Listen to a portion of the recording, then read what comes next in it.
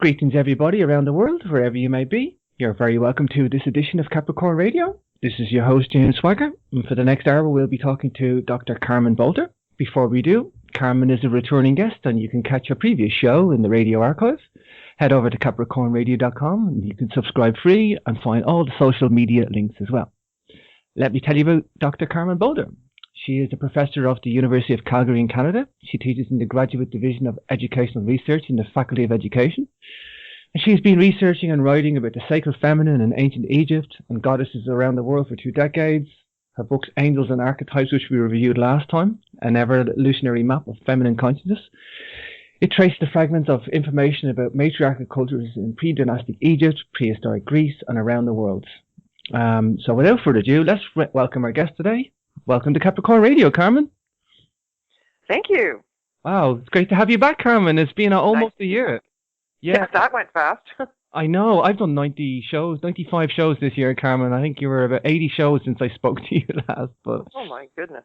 A lot of them Egypt too, Carmen. And Egypt's what I'm passionate about. And I wish I could do all my shows in Egypt. But, I like to do all sorts, a mixed match of shows. But mostly history is what I try to chase. And I look for answers, Carmen. But I have to say, if anybody wants to understand ancient Egypt, Carmen, they got to watch the Pyramid Code, because you have really provided a wealth of information in that documentary series. I suppose, are you surprised with the success of the Pyramid Code, Carmen? Well, no. Yes and no. You never know what's going to happen. But one of the things that is true about the Pyramid Code is that no one touched it except me. And so that's not to say that I didn't have editors, but the media networks and funders and all of that, they didn't come in and change it. And so it's as authentic as I could possibly make it. And I think that is where the success comes from. So it's aired in 38 countries on national TV, and it's been in many, many more on DVD and through Netflix and that sort of thing. So it's done really, really well, but I think it's because it taps into people's deep knowing. And there's a resonance that goes with that. And so I'm really pleased that it turned out the way it did. Wow. Yeah, we're going to get to maybe some current issues, because there's a big scandal in Egypt. We'll maybe do that later in the show. But let's talk Egypt, Carmen. This is my favorite talking point with anybody who knows me. And it's like, what is it about pyramids that appeal to us, Carmen? It does, not even ancient Egypt. There's pyramids all around this planet. Do you think these are geometric designs to appeal to the human psyche? Oh, sure. But the thing is that they're so multidimensional and multi-purpose that there's, many ways that you can talk about them. But what's going on right now is there's pyramids being found all over the world. They just found one in Serbia, 3 in Antarctica. They're just popping up all over the place. And there are actually 10,000 pyramids in South America or more. And so, this is just mind-boggling, and it's amazing that the mainstream media has managed to, keep that kind of hush-hush. And even with the Bosnian Pyramid, Zahi Hawass went and took a look, and Dr. Robert Schock, and they both went, there's nothing to it. There's nothing here. And they decided, Zahi was instrumental in getting a media blackout on the Bosnian Pyramid. Now, I went there and gave a talk on the result of my longitudinal pyramid study that I had done at the Hidden Mysteries Conference in September. And I was able to go in with Dr. Sam. And there is incredible energy there and a really big story of what they've discovered in the last season. And I was privy to some things that they had unearthed in the tunnels underneath the pyramid like 2 days before. And the most recent certificates, carbon-14 dating certificates. And the tie-in to the pyramids in Egypt, to the matriarchal cultures, is all right there. Now, because they are so old, and the latest dating certificate that I saw was from 38,000 years ago. And carbon-14 notoriously makes things look younger. And they keep on, dating the material that they find. And so, this is just staggering. And what they're finding is from a left-handed culture, which is matriarchal during that time as well. And the pyramid energy is connected to it. Now, because it's so old, there have been several world floods that would have brought earth and debris over the top of these straight-sided cord stone pyramids, so more than one world flood, which is enough soil to actually root trees, and boulders, big large boulders could have been brought in. So even flying over the pyramids in South Africa, I found that they were so irregular. I thought, well, if there's any science that shows that there's cavities inside them or passageways, then that would make sense. But when you first look at them, you don't realize, that they look from a distance like they're straight-sided and they're pyramidal shape. But now Klaus Donna has got a scanning technique. He's the one that works with all the out-of-place artifacts, and he lives in Vienna. I had him on last week, Carmen. Yeah, he was just telling me about this new technique he had. Yes, okay, and so he's the one that declared that there were passageways inside the Bosnian Pyramids and told Dr. Sam where the entrance was, and they went in and they got started. And that's very powerful. And, he's found many, many things, and just recently he's found new things in Egypt. And he was just there like a few days ago in negotiations with the new Egyptian government to find out how they can do excavations. So apparently 140 meters down underneath the Dashur Pyramid south of Giza and in the Valley of the Kings, they found several new tombs because they can look very deep. It's a ground-penetrating satellite system that can show bones, metals, pottery, and cavities. And so he has found so many different things, and now it's all coming together because he was able to say that the pyramids in South Africa actually have cavities in them. Now, doing the excavations and getting organized on all that is another story, but to know that, time after time we're finding these structures that initially people were saying had nothing to do with anything, because, like in Switzerland, even the Matterhorn almost looks pyramidal because of the way that they were glaciated. But that is a glaciated mountain. That's different, right? So there's natural structures, and then there's the real man-made ones. And so I think the ones in South America, they found bodies. They are tombs. In China, the same thing. They are making these pyramid-shaped mounds and actually burying the emperor. So, but that's a different story because in Egypt, there are step pyramids, which are tombs. They can be.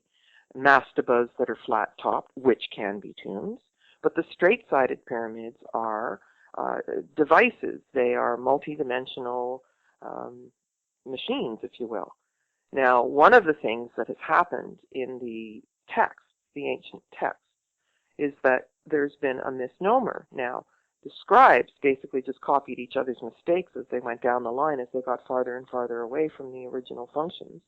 But when the initiates would go into the sarcophagus of the Great Pyramid inside the king's chamber, if they put themselves in it in the right alignment, their pineal gland would actually reach the exact point where all the energy vortices focused. And they would have out-of-body experiences. And the idea was to be able to depart and come back and depart and come back so that they understood what happened when we left this earthly body, because they didn't have a word for death, and they were practicing being conversant with the other side. But when they were lying in the sarcophagus having these experiences, the scribe would look, and they called them the deceased because they looked immobile and they were breathing in such a shallow way because they actually had left their body. But deceased is the wrong word. They looked dead. They weren't dead, right? And they have no word for death. But that's where all this started, where the deceased was in the sarcophagus. And so the later pharaohs came along, and you've got to remember that the dynastic period is the patriarchal period of Egypt, and everything before 3113 BC, which coincides with the beginning of the Mayan calendar, was matriarchal. And so there's not too many people that are well versed in how matriarchy meets pyramid energy. And this is what was going on. And so one scribe said it was deceased, and then the rest of them generations later copied it, and then they started, thinking about the pyramids as tombs. That's not the case. Not in Egypt. Not in Bosnia. No, Philip Coppens, before he passed, he did a show on the Joe Rogan Experience, which I happened to catch, which was great, by the way, and he said, that he just felt if Shock had gone back now a second time, and Dr. Robert Shock, I should say, and just for the listeners, that if he went back, he would maybe see things different, because when he went, it was too early, there wasn't enough of it uncovered, and a lot of more excavations has happened since, and Perhaps, like, but I know a lot of people have. I just had a friend come back from. He wants me to go in March, and hopefully I will. But he says there's like an energy coming out of the top of it that you can measure. It's a measurable. And underneath. Now, Robert Schoch, and I've worked with him, and he's in the Pyramid Code. He went to Yonaguni on the south end of Okinawa with Graham Hancock and his wife and did one dive and said it was natural.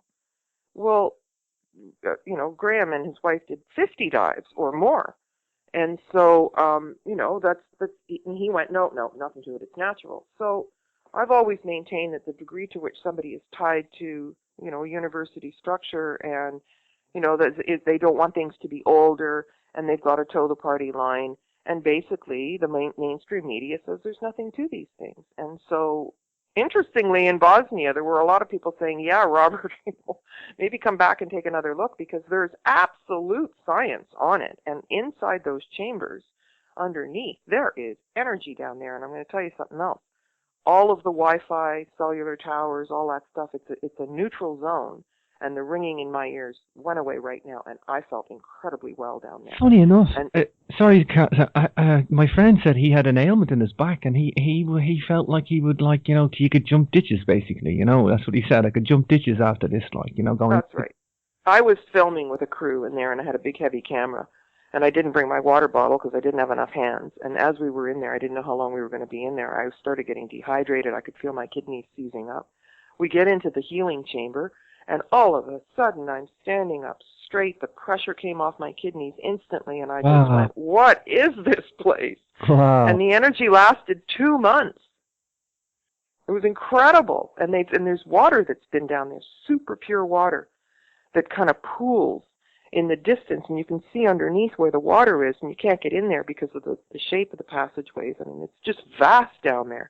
And they've been collecting this absolutely super pure water with these energies, and it's just amazing. So Dr. Sam has said yes to many, many different scientists that have come in and taken measurements. You can't deny it. And the negative ions in there are like 14,000 times the strength of in many other places, but they've also been filming the orbs. It's almost like an orb generating place and plasma beams, but we did the same, and there's many similarities to Egypt. And we did the same thing. Instead of just taking photographs in the shrine to Sekhmet at the Temple of Karnak in Luxor, we filmed. And the orbs or plasma beings looks exactly the same as inside those Bosnian pyramids.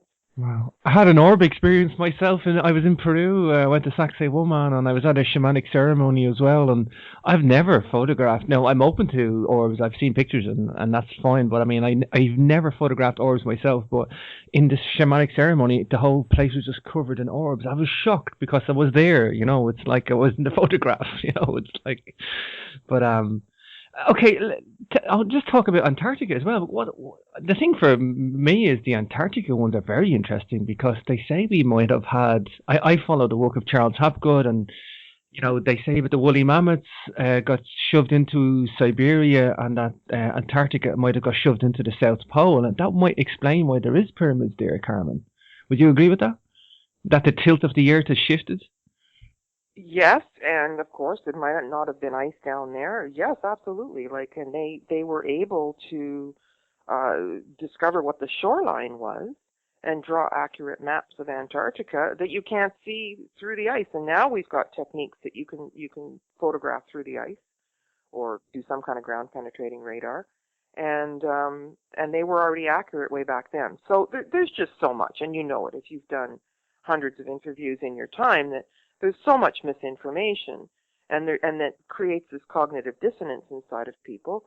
The answers are there. The possibility of weaving these facts together and discovering something from a very distant past are right there. Gavin Menzies is another one. He's a mariner.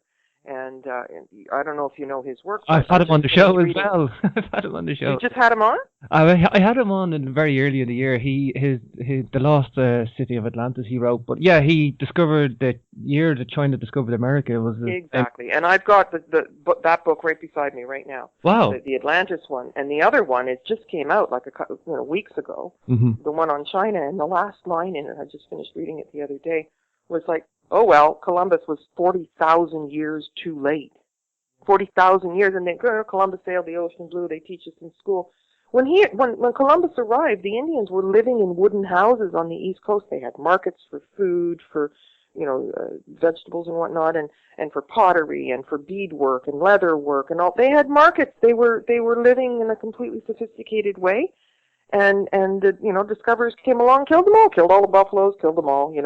It's like, well, maybe not every one of them, but you know what I'm saying. And it's like it's still kind of how we conduct ourselves in a terrible, terrible way, disrespectful. But they were fully established, and the links to China are vast. I mean, there's just so much evidence. And then, Gavin Menzies goes to do a lecture somewhere, and they shut him down. It's like they really are actively shutting people down who are doing things of value. Even just by saying there's nothing to the Bosnian Pyramids and telling the journalists not to do any stories on them. I mean, but too late. We've got the information. Yeah, I was just thinking today, I've had a really heavy week of shows and stuff, and I was just thinking today about the last 20 years of alternative history, and we're going through this paradigm, but, especially the last 20 years, since the very early 90s, Carmen, we've been on this journey of alternative history. You're all revelation from the Giza Ryan theory with Robert Bauval and Hancock and Fingerprints of the Gods and everything, kind of concerted efforts now, Carmen, and we've gone through this whole concerted effort of 20 years of, it's sustained in a way. This alternative history paradigm has been sustained now for 20 years, and I think it's wonderful and beautiful, and it's like the academia isn't needed anymore, Carmen. It's like people are just continuing without these guys, they're just I think that's the good thing about Sam Osmanovic does in Bosnian Pyramids. He's opening the doors to guys to come in and do some science and do some research, and it's well, in the friendliest sense, I say Dr. Sam is Dr. Yes, and Zahi is Dr. No. Zahi would pull people in and say, yeah, we'll do your story, and then say no right at the end for security, and then take all the information and make it his own discovery. And, Sam says yes to everybody, and he's so open, and people have come from over 50 countries to volunteer. And really, it is weaving together far more than just Bosnia, because Sam's research is in South America and the Mayan. And so he's not just looking at Bosnia, he's looking at how Bosnia compares to everything else. So if you're looking at real data, then you've got a pretty good chance at piecing things together. But what the media does is they want to falsify, they want to create more cognitive dissonance, they want to make something a fantasy, they want to disconnect things. And I've just had direct experience with this because of the success of the Pyramid Code. I've been invited to present them with other material, and they just completely decimated my script and turned it into something that was a fantasy, and then asked me to illustrate it. Well, I had concrete pictures of real things, artifacts that Klaus Donna has photographed around the world with a similar writing that he thinks are from Atlantis. And then we've got Gavin Menzies, who's talking about the Minoans and various connections that make a distinction between the Chinese and the influence they had when they sailed the world and the Atlanteans. And then we've got Valery Uvarov, who studied the ancient texts and found references to Atlantis, but also to the real pyramid technology, and then built a pyramid, the functional pyramid that people are having spontaneous healings in and around, right in Russia. Now, brand new, and the technology is there. And so we have this information, and the media is still doing their darndest to shut it down, ridicule it, throw in false information so that we won't get it. And it's still out. We're still talking about it on the air. Oh, yeah. Right? Yeah. The Russians aren't messing around with the pyramid research and that. I'm doing a little bit of research with Klaus. I just spoke to him before the show, funny enough. He's all over the world doing stuff, but I'm helping him out with a bit of archaeoastronomy on an ancient star map in Australia. It's the largest star map in the world. It's a geoglyph, cut into the rock, and it's the guys down there are sending me stuff daily, but it's interesting. I'll see what happens with that. But Klaus will be back on in the new year. And what I like about Klaus is that he takes on the difficult cases, and such. But let's talk Zahi for a minute, because there's a whole scandal with Robert Bauval. God love him. Robert has a lot to deal with this Zahi. I think he just picks on Robert all the time. I think Robert gets the brunt of it. I'm sure everybody's come in Zahi's past before. I know you've got on somewhat well in the past, Carmen. What is going? Have you followed the story with the two German guys who stole the? Oh yeah, certainly. What do you think about this? By the way, there is carbon dating, if I'm not mistaken, going back 25,000 BC, is there not? Something like that. No, impossible, impossible. It's graffiti. It doesn't look like anything that is truly Egyptian, and they're saying no, sorry. But Zahi is supposedly out of the picture. But what's happening, I mean, Klaus is even finding out about things with the Egyptian government and National Geographic and whatnot, that they were paying Zahi $200,000 a year to get the exclusive rights to the shows, and then Zahi would get in there and falsify and, put his mark on everything, including going to the Bosnian Pyramids and saying there's nothing to it, besides which they don't want to interfere with tourism in Egypt. Well, you think that the media and the whole war machine didn't interfere with what's going on in Egypt. I mean, it's just, but the thing is it doesn't fool anybody. So when Zahi would get on his Chasing Mummies show, and people would see, the way he treated people on that show. I mean, every time that show was on, I'd get a flood of emails and phone calls. What's he doing? What's Zahi doing? Why does he have to be rude to the students?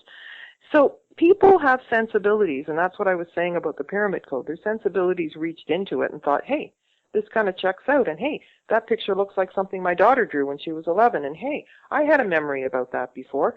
And so if something is true, it's true, and if something is false, it's false. But we are used to being lied to. Truth is not a value in the media, and that we expect it to be because they call it the news. And we expect that the government is going to be on our side, and people just go, oh, okay. And if you repeat something often enough, they believe it. And this is where Freud's nephew, Berets, Emile Berets, coined the phrase public relations.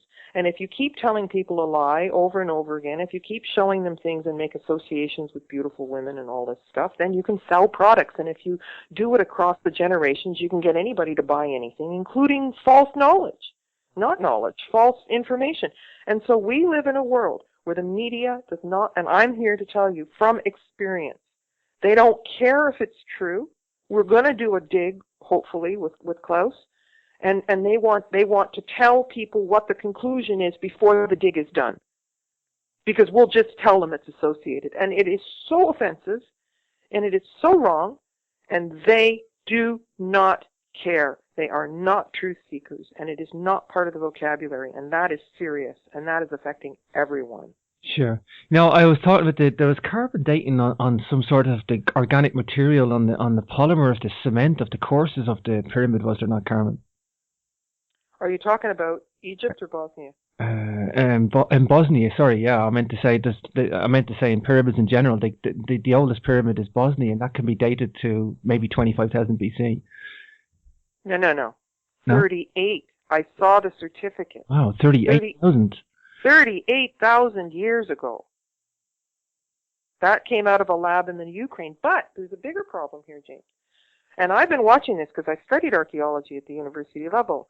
And carbon-14 notoriously makes things look younger than they are. So if you were to find some organic material from a forest fire 100 years ago, it would be plus or minus 10 or 10 years, let's say.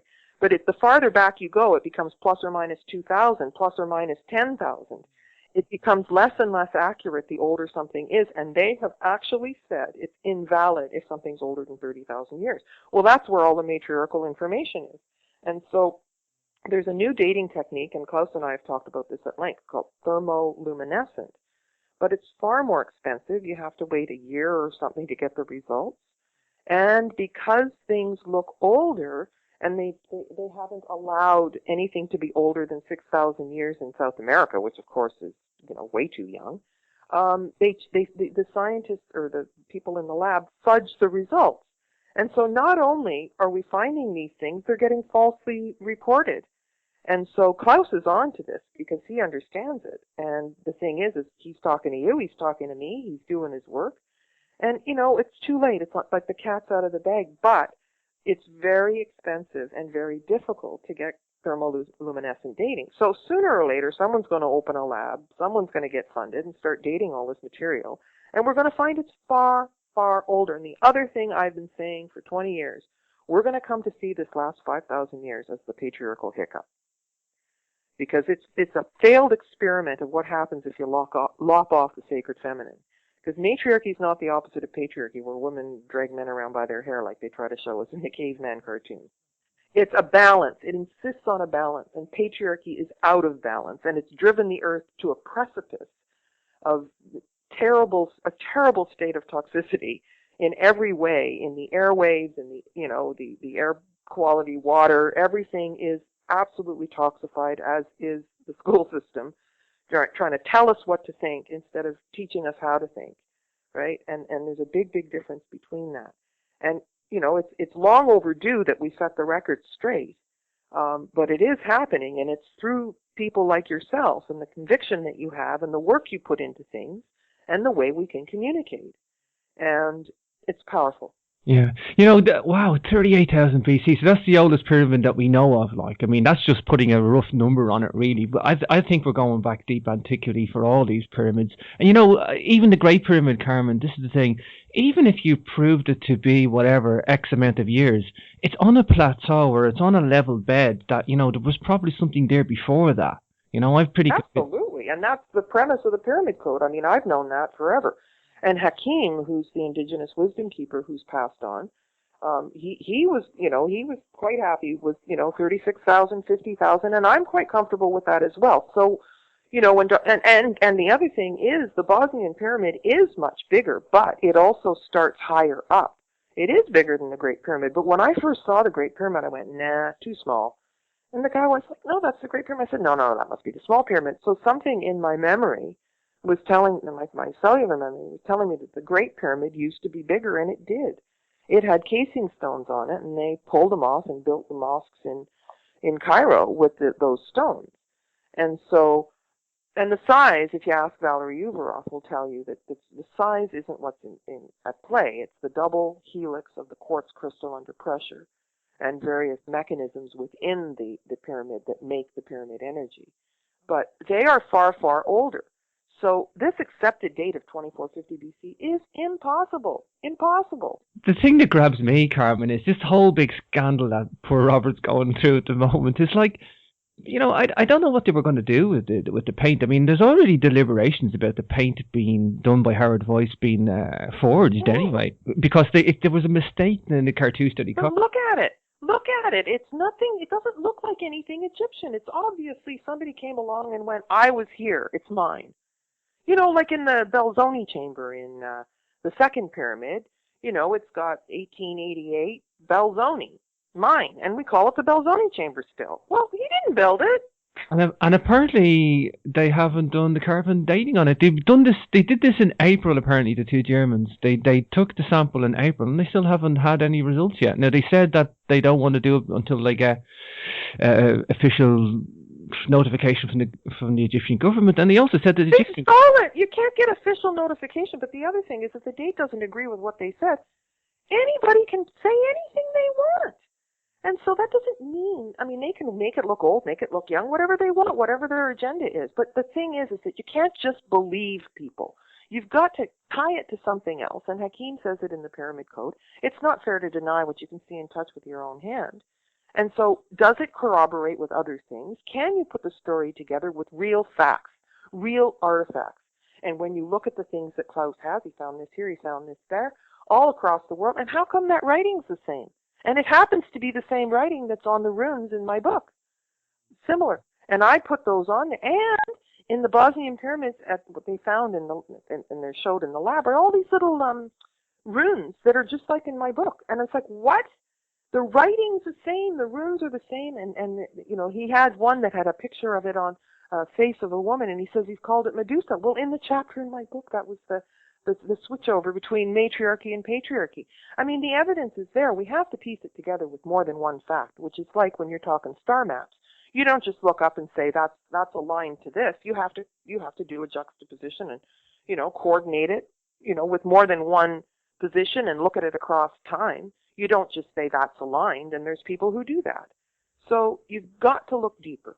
You know, I was blind to patriarchy and matriarchy and what it was until I read your book, Carmen. And now I look at it and I just understand ancient Egypt. I understand ancient cultures. I understand where we're at in humanity today. And where it's not just like history. It's like history is humanity. The present problems on this planet and geopolitics that's going on. It's all because of patriarchy cultures. Like, you know, it's, absolutely. And history's when the soldiers came. We don't talk about herstory, and you're not going to find too many people connecting these dots. So when all that matriarchal stuff and all the pyramid energy and all of the left-handed culture and the poured stone and saw it with my own eyes and felt the energy, this was bringing all of these worlds together. And you can't argue about it. So anything that, Zahi had an ironclad grip on any kind of research that went on in Egypt. He only wanted archaeologists from 2 universities in Cairo. That's not fair science. And anytime they found something that they didn't want people to know about, like the tunnels underneath the plateau that I spent 5 years in and out of, they just cover it up. They cemented over the entrance to the Temple of Isis beside the Sphinx. You're never going to get down in there. And, when people say, they're discovering the passageways, no, they don't want to discover the passageways. They would have to get jackhammers out to find them now because they literally paved over the top. Like, they want this story locked shut, and too bad. We found it anyway. And the other thing about this lab, if I showed you footage of the lab in Bosnia and the stonework that they found, and the lab that Michael Tillinger has, not his is a museum, you'd think if I showed you the pictures of these two places, you wouldn't know which one was which. South Africa is not in the neighborhood of Bosnia, by the way. Oh, it's nowhere near it, is it? It's quite a distance. No, and I flew in a helicopter. Johan Heine has a company working with fire, and so he made a helicopter available, drove in a fuel truck, and I went down there in May 2012 to shoot a trailer for Michael, and they flew us around, and they said, "Where do you want to fly?" I said, "I want to fly over the pyramids, if you don't mind." Mm-hmm. So there are more pyramids than just the 2 you see in the pictures right from Adam's calendar. So this is mind-blowing. And the thing is that you're not going to get people talking about that unless everybody comes to the table with their puzzle pieces. But the more pieces you have, puzzle. If there's one piece of a puzzle missing, it's really disappointing. If you're really making a puzzle, and if if half the pieces are missing, it's like you're kind of sketching it together. But now there's enough serious people who really care, and I say who have past life memory, which is why we're doing this, because we remember, and we go, no, that can't be if it's wrong. We're putting it together now, and there's some key players that have really done their homework. And I have to credit Gavin Menzies, because it's an easy read, because he's got everything. He says the who, what, where he found it, who said it, here's the picture, here's the map. He's very much like reading Graham Hancock, who I think deserves an honorary PhD, because everything's scholarly. So, I read the books with a bookmark at the back and a bookmark at the front, and when they say something, what do you mean? I go, look. Oh, okay. But there's so many people who are doing research in an improper manner, and they think that they can just do he said, she said, and because I said so. I know because I said so. And that's not good enough either. And so even in the alternative, internet research, it's not scholarly. It's somebody trying to say, I know. And do they or don't they? So we have to be able to differentiate, through all this and discern what's true, and trace the work. What did you look at? How many things, and piece it together in a scientific way. Sure. The Egyptologists ignored this aqueduct system underneath the pyramid as well, Carmen. And for me, this is one of the key features. I know the pyramid above the ground, but this is one of the key features. It's part of the bedrock. It was an incredibly important latitude that they put this on as well. I mean, everything about this Giza plateau is screaming for answers, and I think this aqueduct system, and I know you've talked about Tesla tech. I'm an electrical engineer, by the way. Tesla was my hero since I was like a kid, only because I do electronics and electrics, and that's what I'm mad about. But I'm convinced that this thing is an energy machine. I've had Chris Dunn on a couple of times, and Chris is hard to put down. I mean, I went through this as an engineer, Carmen. I went through this with a fine tooth comb, and I went, okay, if this is true, let me look for a fault. And I can't find faults in Chris's theory. Now, and he's developing it as well. I mean, you got to take your hat off to Chris, because he wasn't trying to be spiritual and psychological. He's saying, let's just look at the engineering aspects of this.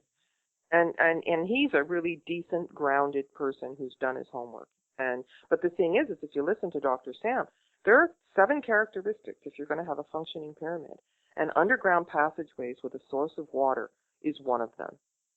And that's what you have in Bosnia, in Egypt, and it's part of it. And you have that in the new pyramid that they built in Russia as well. Yeah. So sorry, Carmen, tell me about the Russians, because you've been and looking into what the Russians are up to with the pyramids. These guys are kind of wanting to rediscover the pyramid technology, aren't they? Well, they've done it. Yeah. I mean, they've done it, and it works. I mean, even the construction workers before the capstone and the casing stones went on this pyramid, there was one construction worker in his denim overalls standing inside this pyramid, and he starts to have this spontaneous trembling where half his body broke out into a sweat, and he had a severe asthmatic condition and dragging his puffer around, inhaler. And, his heart was beating fast, and then the whole thing passed. Never had the conditions completely cured, threw the inhaler away. And so, but Valery Uvrov showed me what's inside, and then they took this technology and they put it inside the walls of a place in St. Petersburg called the Crystal Spa and Lounge, I guess is the formal title of it. And it's been operational for a year, and they've done a lot of scientific measurements on people in there with this technology. And when I went, before the place was even finished, and I stood from the parking lot through the door into the threshold of this place, this is even through the back door, it felt like being inside the pyramid. And he showed me what they put in the walls and how they constructed the place, and how it's low EMFs and all of that. And now they're measuring how it's changing blood pressure and oxidation of the blood and all this stuff. And so it's real. It's science. And people don't want to talk about it. Or some don't. But the thing is that it's too late. It's happening. Mm-hmm. Mm-hmm. Wow. Energy machines and consciousness and spirituality. These guys were advanced, Carmen, weren't they? These guys were up there. I know, but just, affordable health care, Obamacare, it's not affordable. The justice system, it's not just, it's all backwards. Like it's Brave New World, 1984, all this stuff. They tell you, we're the most advanced we've ever been. We're not. We're as dumbed down as you can be. Most people have brain damage from chemtrails meets aspartame meets Wi-Fi. I mean, it's true. People are actually losing their capacity to focus. People can't sleep anymore. I mean, we're not the smartest we've ever been. That's a fact. People think that we have these big telescopes, Carmen, and we stick them up and we discover a galaxy or something, and that we're a great civilization. But really, Carmen, how many people know the technology? How if it was all taken away in the morning, or a comet comes in and destroys us, who's going to restart the technology? Because only a very small fraction of this planet actually really understand the high-level technology that we have. It's a very, very tiny percentage. And most of us don't even have clean drinking water, Carmen, on the planet. Oh, God.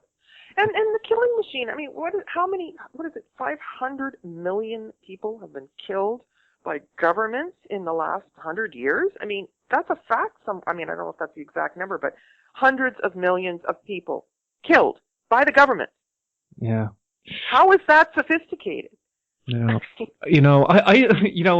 On a conspiratorial route, I look at on Google Earth at Antarctica as well, and when you want to look at the amount of activity down in Antarctica with all their bases, and they say they're just drilling for cores, but I think they're down there looking for the pyramid technology, Carmen. I would well believe it, I would well believe it. There's far too much activity down there. There's a strange giant building down there as well, but I think there's factions within the government that just don't want. I mean, even people say, well, why would they cover up history, Carmen? And I say, why wouldn't they? If you know who you are in the past, you know where you're going in the future. You're going to love your brother and sisters because you're going to see that it's a greater good at the end of the day. Like, you know, if people don't know who they are, they divide and they conquer. And this is the patriarchy that you talk about, Carmen. Like, you know, it's power over instead of empowerment. And what it comes down to is that if people were empowered and they knew that God, Goddess lived inside them, and they didn't have to pay, you know, the priest for their salvation sort of deal, then all of this other stuff would fall. And so they are in their last kicks, and they're really, really being quite vicious about the whole thing. And people are falling back to sleep, or being so preoccupied with systemic distress that they can't function. They can't think, like hierarchy of needs of Abraham Maslow. You know, if you don't have your food, clothing, and shelter, which is utilities, taxes, interest, and insurance, and you don't pay the lion's share of what you earn, you know, to them, then you really are preoccupied trying to figure all that out. But the statistics of what's happening to people, how many people are losing their homes. Now it's illegal to be homeless. They take you to jail. First they take your house, and then they take you to jail and feed you GMOs while you're in there. I mean, it's really dire out there. Spiraling out of control now, Carmen. Absolutely, and people are getting sick, and there's all this stuff, these mysterious conditions, and of course the doctors don't know anything about any of it. And a lot of them are related to smart meters and Wi-Fi. Blurry vision, cramps in the legs, insomnia, headaches, anxiety, you know. It goes on and on and on. And then they say, oh, yeah, it's safe. And they call them 10-minute studies where, here it is. Okay, James, I'm going to give you $100,000, and in 10 minutes you're going to tell me this is safe, okay? Yeah, that's it. That's how they do their studies. Yeah.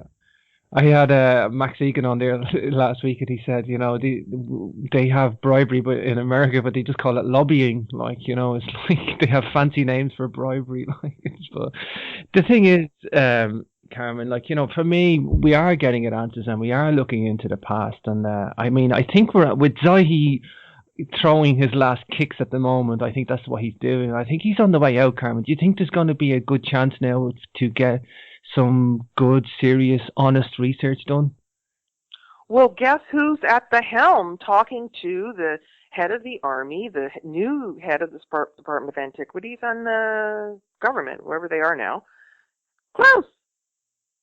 He's there talking to them about it, and he's got the new stuff, and they're saying, well, let's do the excavations, and they're negotiating who, what, where, and how, and then who's going to film it, and how does that all work. Hopefully there's a chance, if, you know, and people are very, very interested, but look what they've done. I mean, and even the weather, you know, global warming. Did you know it snowed in Egypt and in Cairo? Yeah, you know, my co-host sent me, I have a co-host for a philosophy show on Saturday, he sent me pictures. He was so excited, and it was like, I didn't know. First time in 100 years. Global warming. And if you say that, the whole world is cold. Maybe there's a few pockets where it gets really hot somewhere. But generally, it snowed here where I live. I've lived here for 5 years, and it snowed once, and we had winter like it was Calgary. You know, it's not global warming. Oh no, climate change. It changed. You can't say it's global warming when we're in a mini ice age. But that's the cognitive dissonance. And then people love to just spout what they heard on TV. Oh no, they changed it to climate change. I know, I heard them. All I know is that it's cold. And it's a way that they can collect carbon tax or whatever. You know, it's just absolutely a gong show.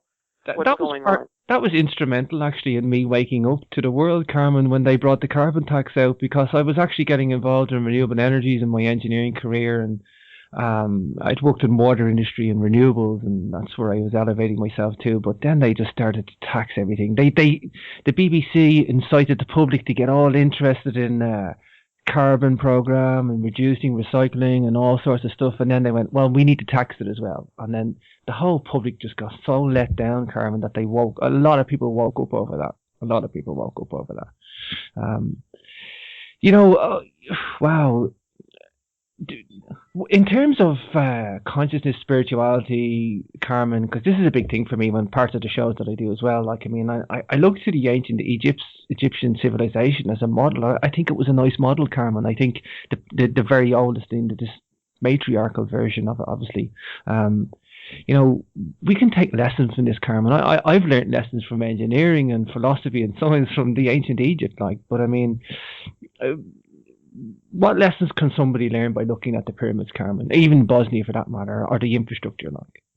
Let me tell you two things that are characteristic of matriarchal cultures. Mm-hmm. One is the highest level spiritual person, the most intelligent, highest, most conscious person would be the leader, not the dumbest old man, unhealthy kind of person. And they didn't get paid anything. They got their robe and their lunch, but they also shared the leadership. So people in the populace or, high-level initiates could feel what it's like to be in charge and to be holding the responsibility. And the second thing is, balance between the masculine and the feminine. Nobody's on top of anybody else. And then the third is leaving more for the children. Understanding that the elders have the wisdom, but the children inherit the earth. Well, are we doing any of that? So that those are lessons. And in the pyramid energy is stone energy. It's working with the earth.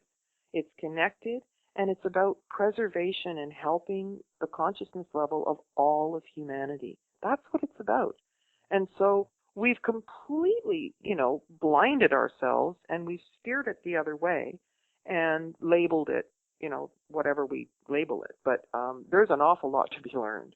But not even what they tell us in school about Egypt. Everything that they've told us in school about Egypt is a projection of ourselves plastered onto them. Superficial. It's not looking at superimposed, and it's not the real story, which is why the Pyramid Code ended up being a real blessing. That I was able to, I had to pay for the whole thing myself, and I've gotten not even 20% of it back, but that's the only way that it's pure is not to let anybody get their hands on it to change it. One thing I've noticed with yourself, Carmen, and John Anthony West, you're independent Egyptologists, and this is the new breed of Egyptology out there. That there's independent Egyptology, and you've done a prolific amount of research in your time. You've travelled God knows how many times, and probably 30 or something to Egypt to do research. You've lived on the plateau. You've got your hands dirty, as they say. But I think, Carmen, it's something that I took from the Pyramid Code is that these temples resonate with the human body. Whether that's the pineal gland or the human cavities, as you say, these things are living, breathing stone monuments resonating. These are temples. These are like these pyramids. They're resonating with the human body, yeah? Absolutely. But not only that, the whole Earth, it's the same configuration as the Earth, the solar system, the galaxy, and the universe. It's tapping in, and we're all constructed. We're made of stardust. It's all constructed in the same way. And Valery Uvarov has, got the actual science of this, and he's replicated it, but he found it in ancient texts.